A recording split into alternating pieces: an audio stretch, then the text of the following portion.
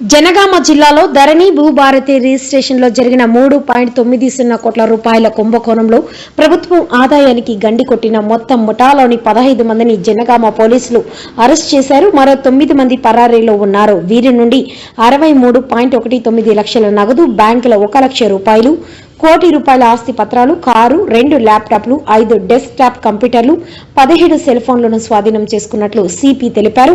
ఈ కుంభకోణం ప్రభుత్వ ఆదాయానికి భారీ నష్టం కలిగించింది.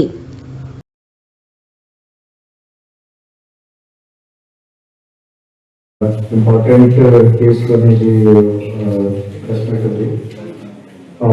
సో బేసికలీ మన దగ్గర ఈ జనవరి నెలలోనే 7వ తారీఖు నాడు మన జనగామ పోలీస్ స్టేషన్లో ఒకటి ఇన్ఫర్మేషన్ ప్రకారం ఎఫ్ఐఆర్ నమోదైంది.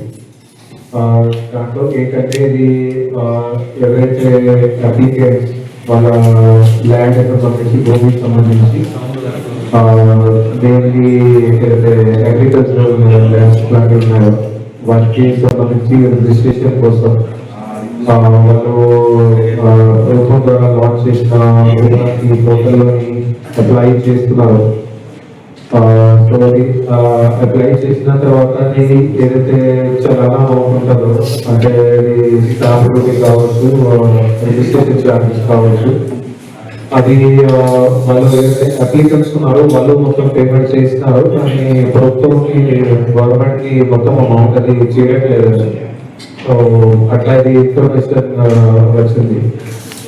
సో ఆ ఇన్ఫర్మేషన్ తర్వాత మన లోకల్ అథారిటీస్ తోటి కోఆర్డినేట్ చేసుకొని అది కన్ఫర్మ్ చేసుకోవడం జరిగింది. అది కొన్ని కేసులలో అట్లా నిజంగానే ఎట్లా జరిగింది. సో దాని తర్వాత ఎఫ్ఐఆర్ మన జనగామ పోలీస్ స్టేషన్లోని నమోదు చేయడం జరిగింది. సో అది బేసికలీ